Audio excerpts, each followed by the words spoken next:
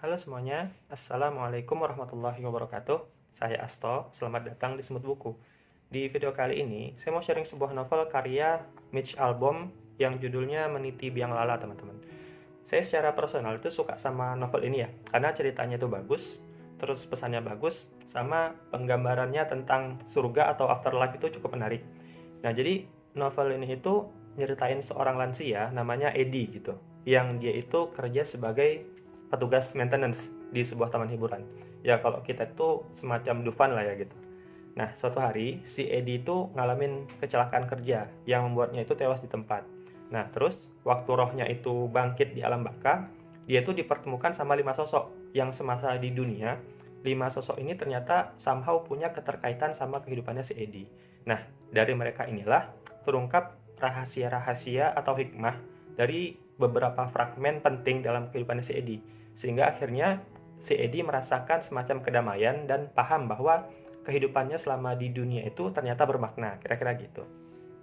Nah, walaupun kematian itu jadi isu sentral di buku ini, tapi kesannya saya tangkap itu bukan suasana gloomy, teman-teman, atau suasana sedih gitu, melainkan suasana haru. Jadi, kematian itu kayak digambarkan bukan sebagai akhir, melainkan sebagai gerbang atau sebagai batu loncatan aja gitu.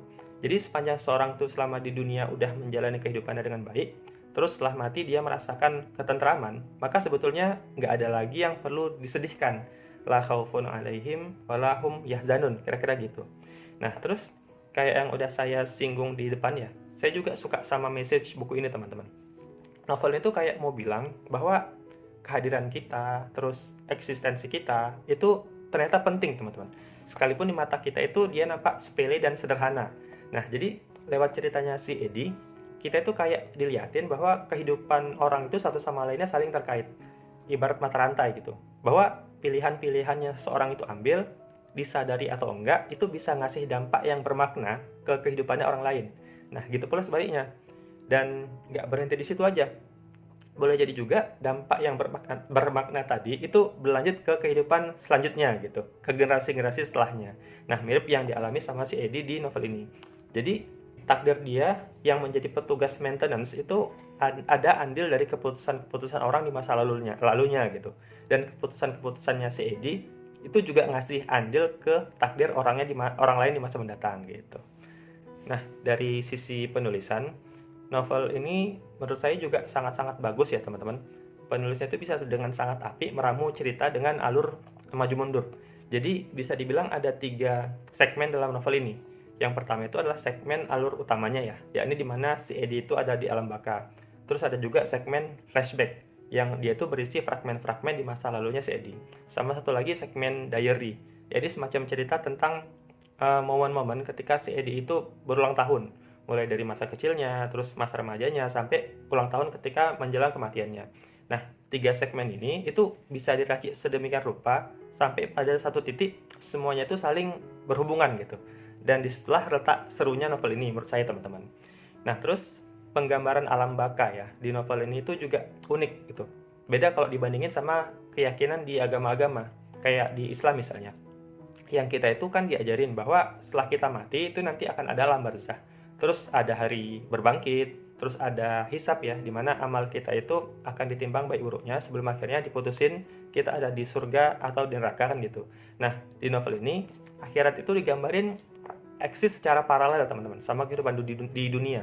Dan setiap orang yang mati itu akan dapat penjelasan tentang kehidupan yang pernah mereka jalani di dunia, yang lewat penjelasan itu roh orang yang mati tadi akan lantas merasa damai gitu, dan kedamaian itulah yang kemudian menjadi surga bagi mereka, kira-kira gitu.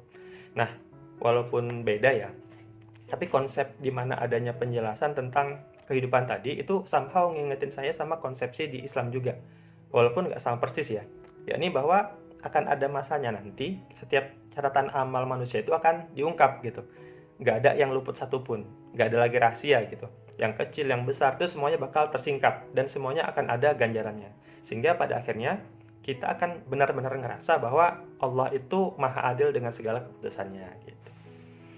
Oh iya, by the way, novel yang ada di tangan saya ini adalah versi terjemahannya ya, teman-teman, ke bahasa Indonesia, yang diterbitin sama penerbit Gramedia Pustaka Utama, cetakan ke 9 tahun 2019. Nah, tapi judul aslinya itu adalah ini, The Five People You Meet in Heaven, yang diterbitin pertama kali tahun 2003, jadi udah cukup lama. Dan selain novel ini, ada juga cukup banyak novel lain yang ditulis sama Mitch Albom, teman-teman.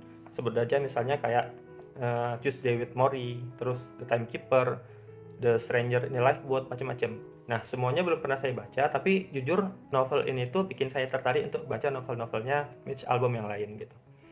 Nah, akhir kata, ini novel yang bagus teman-teman. Menurut saya ini cocok buat teman-teman yang pengen baca novel yang ceritanya itu ringan tapi deep gitu. Nah, terus kalau teman-teman ngerasa menjadi bagian dari ordinary people atau orang yang biasa-biasa aja, kayaknya bakal ada hal yang relate yang akan teman-teman dapat dari ceritanya si Eddie. Terus romance-nya juga ada ya. Kalau saya sih lumayan dapat romance-nya itu dan ngerasa proper gitu, karena dia itu terjadi antara suami dan istri. Dan alhamdulillah juga di novel itu nggak ada pornografi teman-teman, jadi cukup aman lah untuk dibaca sama semua kalangan. Paling mungkin yang ada itu adalah adegan sadis ya, atau adegan kekerasan gitu, khususnya waktu si Eddie itu diceritain jadi tentara ya, tapi itu minor sih. Overall ini novel yang oke, dan dari saya ini termasuk novel yang recommended gitu. Oke teman-teman, itu aja review saya untuk buku Meniti Biang Lala kali ini. Makasih banyak buat teman-teman yang udah nonton video ini sampai akhir. Silahkan like kalau teman-teman suka, dan dislike aja kalau nggak suka. Dan buat teman-teman yang udah pernah baca novel ini juga, atau mungkin ketemu novel lain yang punya cerita serupa, silahkan ceritain kesannya ya di kolom komentar. Semoga ada hal berguna yang bisa teman-teman dapat dari video ini. Sampai jumpa di video review buku selanjutnya. Saya Asto. Assalamualaikum warahmatullahi wabarakatuh.